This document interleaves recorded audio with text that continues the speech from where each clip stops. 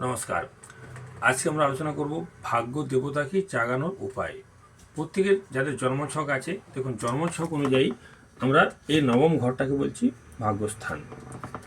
যে কোনো লগ্নে, এটা যদি আমরা মেষ লগ্ন ধরে থাকি তাহলে এটা হচ্ছে ধনুরাশি, হচ্ছে তার ভাগ্যস্থান। অর্থাৎ এই ঘরে কোন গ্রহ আছে তার সেটা অনুযায়ী ভাগ্য দেবতা হতে পারে, অথবা যদি কোনো গ্রহ না থাকে এই ঘরের যে অধিপতি, এই ভাবের যে অধিপতি, সেটি হচ্ছে কিন্তু তার ভাগ্যপতি। অর্থাৎ এই ভাগ্যপতি যে গ্রহ, তার দেবতাকে যদি আপনি সন্তুষ্ট করতে পারেন তাহলেই কিন্তু আপনি আপনার ভাগ্য চেঞ্জ করতে পারবেন। জন্মকুণ্ডলিতে যে আমাদের যে নবম স্থানকে ভাগ্যস্থান বলা হয়েছে, এর আগের ঘরটা কিন্তু অষ্টম ভাব। অষ্টম ভাব হচ্ছে মৃত্যুর ঘর বা নিধন ভাব। পরের ঘরটা হচ্ছে কিন্তু দশম ভাব বা কর্মের ভাব। তাহলে তাহলে আমাদের জ্যোতিষীরা বা আমাদের যে মুনিঋষিরা, তারা কিন্তু এই কর্মে যেটা হবে, সে কর্মটা কিন্তু ভাগ্যের সঙ্গে যে জড়িত, সেই জন্যই ভাগ্যের স্থানের পাশে কিন্তু কর্মভাবকে কিন্তু রাখা হয়েছে, যে ভাগ্যস্থানের পরে কিন্তু কর্মস্থান আছে। ভাগ্য আমরা যে সবসময় আগের জন্মের থেকে যে আমরা জন্মকুণ্ডলিতে এসে থাকে তাও কিন্তু নয়। আমরা কিন্তু অনেক ক্ষেত্রে নিজেদের চেষ্টায় কিন্তু ভাগ্যকে বদলাতেও পারি। তো আবার কিছুটা ভাগ্য কিন্তু আমাদের আসে আগের জন্মের কর্মফল হিসাবেও। সুতরাং এই জন্মছকটা নবম ভাব আলোচনা করলেই আপনি বুঝতে পারবেন যে আপনার ভাগ্যে কি আছে বা আপনার ভাগ্য কি ঘটতে চলেছে। আমরা যদি এই ভাগ্য দেবতাকে জাগাতে পারি তাহলে কিন্তু আমাদের ভাগ্যকে ফেরাতে পারি। দেখুন, আমরা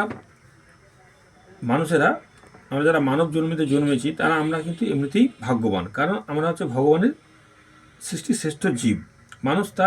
মানুষ ঠাকুরকে ডাকতে পারে, কিন্তু যেটা পশু পাখিরা পারে না। পশু পাখিদের মধ্যে হয়তো একটা ইমোশনাল ভাব আছে, কিন্তু তারা মানুষের মতো কিন্তু এতটা বুদ্ধিমান কিন্তু নয়।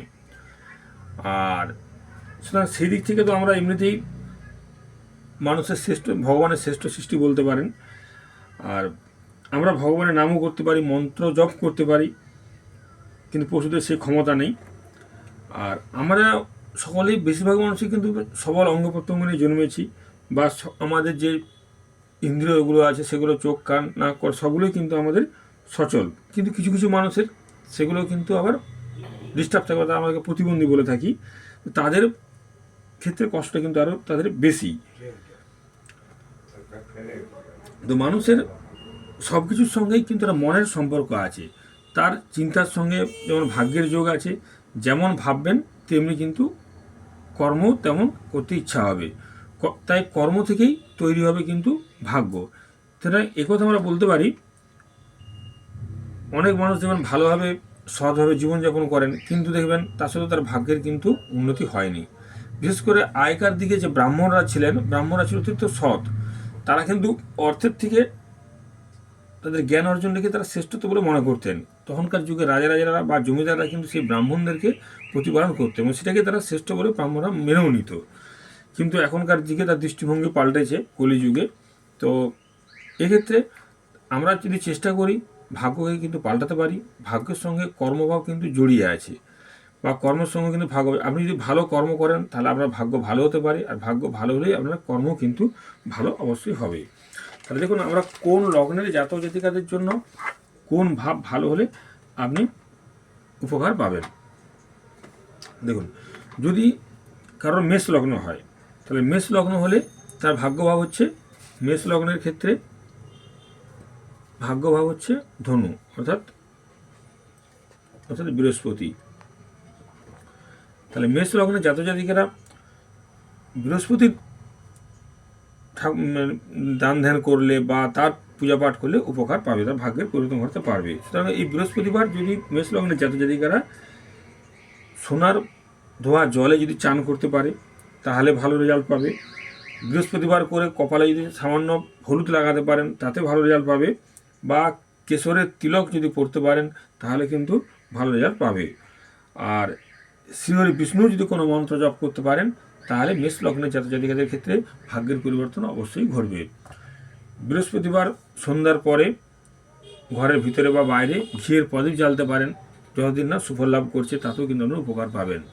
তাহলে মেষ লগ্নের জাতক জাতিকাদের জন্য ধনু হচ্ছে ভাগ্যভাব এইখানে এই বৃহস্পতির দান ধ্যান পূজা অর্চনা করলে কিন্তু মেষ লগ্নের জাতকদের ভাগ্য কিন্তু পরিবর্তন হওয়ার সম্ভাবনা থাকবে। এরপর হচ্ছে বৃষ লগ্ন। তাহলে বৃষ লগ্নের ক্ষেত্রে নবম ভাব হচ্ছে মকর, অর্থাৎ শনি। দেখুন 1 2 3 4 5 6 7 8 9 মকর, শনি। তাহলে এটা হচ্ছে মকর, অধিপতি গ্রহ হচ্ছে শনি।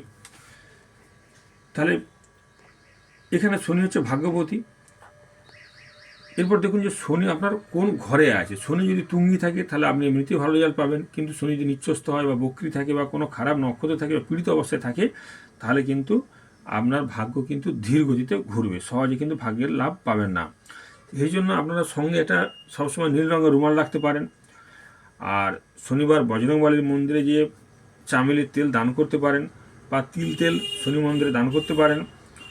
মা দক্ষিণাকালীকে 8টা করে শনিবার ধূপ দেখাতে পারেন। শনিবার হনুমান চল্লিশা পাঠ করতে পারেন।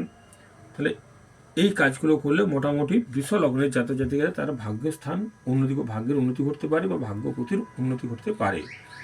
আবার মিথুন লগ্ন যদি হয়, তাহলে মিথুন লগ্নের ক্ষেত্রে ভাগ্যপতি হবে কুম্ভ, অর্থাৎ সেই শনি। কুম্ভ হচ্ছে ভাগ্যপতি ও ভাগ্যস্থান, অধিপতি হচ্ছে কিন্তু সেই শনি। এক্ষেত্রে দক্ষিণাকালীর পূজা পাঠ করবেন।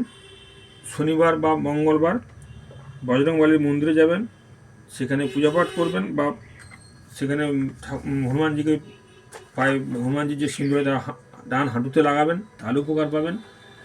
নীল ফুল দিয়ে যদি এই দিন আপনারা ঘরে দেবতার পূজা করেন তাহলে উপকার পাবেন। গুরুত্বপূর্ণ কাজে যাওয়ার আগে যদি নীল রঙের পোশাক পরতে পারেন সেটা আপনাদের জন্য শুভ। আজ আর রোজ হনুমান চল্লিশা পাঠ করলে আপনারা অবশ্যই উপকার পাবেন। আর শনিবার করে যদি কালো তিল জলে ফেলে চান করতে পারেন সেটাও কিন্তু উপকার পাবেন। এইভাবে মিথুন লগ্নের জাতক জাতিকারা তাদের ভাগ্য দেবতাকে জাগাতে পারবেন। এরপর কর্কট লগ্নের ক্ষেত্রে ভাগ্যপতি হচ্ছে কিন্তু মীন, অর্থাৎ বৃহস্পতি। তাহলে কর্কট লগ্নের ক্ষেত্রে ভাগ্যস্থান নবম ভাব হচ্ছে মীন, অর্থাৎ ভাগ্যপতি মীন, এবং অধিপতি হচ্ছে এখানে সেই বৃহস্পতি। তাহলে প্রতি বৃহস্পতিবার নারায়ণকে হলুদ ফুল দিয়ে পূজা করতে পারেন কর্কট লগ্নের জাতক জাতিকারা। অথবা এই মন্ত্রটা বলতে পারেন, ওং নম ভগবতে বাসুদেবায়। এই মন্ত্রটা আপনি 21 বার বা 27 বার বলতে পারেন, তাহলে উপকার পাবেন। স্নানের জলে হলুদ দিয়ে চান করবেন, তাহলে উপকার পাবেন। নাহলে অবশ্যই বৃহস্পতিবার অবশ্যই করবেন। বাড়িতে জায়গা থাকলে আপনি কলা গাছ লাগাতে পারেন। বাড়ির ঈশান কোণ সবসময় পরিষ্কার পরিচ্ছন্ন রাখবেন, কারণ বৃহস্পতির স্থানই হচ্ছে ঈশান কোণ। বৃহস্পতিবার লক্ষ্মী পুজো করবেন, পুজোর পর মাকে অবশ্যই দক্ষিণাস্বরূপ কিছু টাকা পয়সা অবশ্যই উপহার দিবেন। গুরুত্বপূর্ণ কাজে যাওয়ার আগে অবশ্যই হলুদ রং ব্যবহার করবেন। যে কোনো লগ্নের জাতক জাতিকারা তার ভাগ্যবতীর রং যদি ব্যবহার করেন সেটা কিন্তু শুভ। সুতরাং কর্কট লগ্নের ক্ষেত্রে বৃহস্পতির আমরা রং জানি হলুদ, তো হলুদ রং যদি পরে যান সেটা হচ্ছে শুভ। আর প্রত্যেক পূর্ণিমায় শিব ঠাকুরের উপর দুধ দিয়ে স্নান করাবেন বা পূজা পাঠ করবেন। এইভাবে কর্কট লগ্নের জাতক জাতিকারা তাদের ভাগ্যপতিকে জাগাতে পারবেন। এরপর সিংহ লগ্নের ভাগ্যপতিকে সপ্তম অষ্টম নবম মেষ অর্থাৎ মঙ্গল। সিংহ লগ্নের হচ্ছে মেষ হচ্ছে ভাগ্যস্থান, অধিপতি হচ্ছে মঙ্গল। তাহলে এর জন্য কি করবেন, যেহেতু সিংহ রাশিও হচ্ছে আপনার অগ্নি, তখন আগুন, অগ্নি পৃথ্বী বায়ু জল অগ্নি, আবার অগ্নি পৃথ্বী বায়ু জল, অগ্নি পৃথ্বী বায়ু জল অগ্নি। তাহলে এখানে দুটোই কিন্তু অগ্নি রাশি। সিংহ রাশির ভাগ্যস্থান হচ্ছে মেষ, সেটাও অগ্নি রাশি, এটাও কিন্তু অগ্নি রাশি। তাহলে এখানে ভাগ্য এমনিতেই ভালো হওয়ার একটা সম্ভাবনা থাকছেই, হ্যাঁ। কিন্তু তা সত্ত্বেও যদি ভাগ্য ভালো না হয় তাহলে কি করবেন, প্রত্যহ হনুমান চল্লিশা পড়বেন। মঙ্গলবার করে গরিব মানুষকে মসুর ডাল দান করবেন। সঙ্গে লাল কাপড়ের রুমাল রাখতে পারেন। রোজ স্নানের জলে গঙ্গা জল মিশাতে পারেন। জন্মদিনে বিশেষ করে বিশেষ দিনে কোনো প্রতিষ্ঠিত মন্দিরে আপনি বাতাসা বা লাল রঙের বাতাসা দিয়ে পুজো দিতে পারেন। এইভাবে কন্যা লগ্নে যদি দেখি আমরা, কন্যা লগ্নে নবম ভাব হচ্ছে সপ্তম অষ্টম বৃষ রাশি, অর্থাৎ কন্যা লগ্নের ক্ষেত্রে হচ্ছে বৃষ রাশি, অধিপতি হচ্ছে শুক্র। তো এক্ষেত্রে আমরা কী করবেন, কন্যা লগ্নে জাতক জাতিকাদের ভাগ্যপতি হচ্ছে বৃষ রাশি, অধিপতি হচ্ছে শুক্র। তাহলে এই শুক্রবার করে মা লক্ষ্মীর পূজা করুন। সবুজ রং বিশেষ করে গুরুত্বপূর্ণ, ভালোবাসা যেখানে শুভ জায়গা, যেখানে পড়াশোনা করে বিশেষ করে বাচ্চারা, সেখানে সবুজ রং ব্যবহার করুন। বুধবার করে পান পাতা বা 21টা দুর্বা দিয়ে গণেশের পূজা পাঠ করুন। যদি বুধ ভালো জায়গায় থাকে বা যদি পান্না পরা যায় জ্যোতিষীকে দিয়ে দেখিয়ে পান্না পড়তে পারেন। আর ডাবের জল দিয়ে শিবলিঙ্গে পূজা করুন, তাহলে অবশ্যই কন্যা লগ্নের জাতক জাতিকারা অবশ্যই উপকার পাবেন। সেরকম তুলা লগ্ন যদি হয়, তুলা লগ্ন হলে নবম হচ্ছে মিথুন। তুলা লগ্নের ক্ষেত্রে ভাগ্যস্থান হচ্ছে মিথুন, অধিপতি হচ্ছে বুধ। এক্ষেত্রে কী করবেন, বুধবার আর শুক্রবার করে যে কোনো দুর্গা মন্ত্র জপ করুন। আর বুধবার সবুজ সবজি কোনো মন্দিরে বা গরিব মানুষকে দান করতে পারেন। আর 21টা দুর্বা লাল সুতায় বেঁধে বুধবার দিনে গণেশের পায়ের তলায় রাখুন। শুক্রবার করে মা ভগবতীকে সাদা মিষ্টি দিয়ে পুজো করুন। আর কোনো গুরুত্বপূর্ণ স্থানে যাওয়ার আগে অবশ্যই সবুজ রং ব্যবহার করুন, বা আমরা যে মোবাইলের স্ক্রিন রাখি সেই মোবাইল স্ক্রিনের মধ্যে সবুজ গণপতির ছবি রাখতে পারেন। তাহলে তুলা লগ্নের নবম ভাব হচ্ছে মিথুন, তাহলে তুলা লগ্নের জাতক জাতিকাদের ক্ষেত্রে এক্ষেত্রে অবশ্যই উপকার পাবেন। এবার বৃশ্চিক লগ্নের ক্ষেত্রে সপ্তম স্থান নাম হচ্ছে কর্কট, হচ্ছে ভাগ্যস্থান, আর অধিপতি হচ্ছে কিন্তু চন্দ্র। তাহলে এখানে আপনারা যদি এমনিতে চন্দ্র যদি ভালো থাকে তাহলে অবশ্যই ভালো ফল পাবেন। আর যদি এখানে এমনিতেই বৃহস্পতি উচ্চস্থ হয় বা বলবান হয়, এখানে যদি বৃহস্পতি দৃষ্টি থাকে তাহলে অবশ্যই ভাগ্যস্থান ভালো হয় যদি বৃহস্পতি দৃষ্টি পড়ে, কারণ বৃহস্পতি কর্কটে এমনি উচ্চস্থ হয়। তো এক্ষেত্রে আপনারা যেটা করবেন, চন্দ্র তাহলে মঙ্গলবার করে তুলা বৃষ্টি লগ্ন সপ্তম অষ্টম নবম, হ্যাঁ, তাহলে এটা করে প্রত্যেক মঙ্গলবার বজরংবলীর মন্দিরে চামের তেল দান করতে পারেন বা কোনো সুগন্ধি তেল উপহার হিসেবে দেবেন। লাল মিষ্টি মঙ্গলবার করে গৃহদেবতাকে পুজো দিবেন। আর বাড়ির ঘরের দক্ষিণ দিকে আপনারা লাল রঙের লাইট বা লাল রঙের কোনো কিছু টাঙিয়ে রাখতে পারেন। আর সোমবার ও পূর্ণিমার দিনে ভোলে বাবাকে দুধ দিয়ে স্নান করিয়ে পূজা পাঠ করুন। বা পূর্ণিমার রাত্রে সাদা পায়েস রান্না করে চাঁদের আলোয় রাখতে পারেন, তাহলে কিন্তু উপকার পাওয়া যাবে। বা স্টিলের পূর্ণিমার দিনে বৃশ্চিক লগ্নের জাতক জাতিকারা যদি স্টিলের গ্লাসে দুধ গঙ্গা জল একসাথে নিয়ে আতপ চাল দিয়ে চাঁদের দিকে তাকিয়ে যদি এই মন্ত্রটা বলে, নম সোং সময় নম, নম সোং সময় নম, নম সোং সময় নম, এটা যদি 8 বার বলে স্টিলের গ্লাসটা ছাদে রেখে চলে আসতে পারেন, পরের দিন জলে ভাসিয়ে দিতে পারেন, তাহলে বৃশ্চিক লগ্নের জাতক জাতিকাদের ক্ষেত্রে ভাগ্যস্থান কিন্তু অবশ্যই ভালো হবে। এবার ধনু লগ্নের জাতক জাতিকাদের ক্ষেত্রে সপ্তম অষ্টম নবম, সিংহ ধনু লগ্নের জাতক জাতিকাদের ক্ষেত্রে সপ্তম অষ্টম নবম, সিংহ হচ্ছে ভাগ্যস্থান, অধিপতি হচ্ছে কিন্তু রবি। তো ধনু লগ্নের নাম সিংহ রাশি, তাহলে এখানে কী করবেন, রবিবার করে অবশ্যই সূর্যকে তামার পাত্রে জল নিয়ে লাল ফুল দিয়ে বা লাল জবা দিয়ে দেখাবেন, সূর্য প্রণাম করবেন, তামার পাত্রে লাল জবা দিয়ে সূর্যের দিকে তাকিয়ে ওম জবা কুসুম শঙ্করাসং এই মন্ত্রটা 3 বার বলে আপনি জলটা তুলসী গাছ, বেল গাছ বা জবা সেখানে ঢালতে পারেন, তাতে উপকার পাবেন। আর রবিবার অবশ্যই নুন জাতীয় খাবার বা লবণ ছাড়া খাবার যদি খেতে পারেন সেটা খুবই ভালো।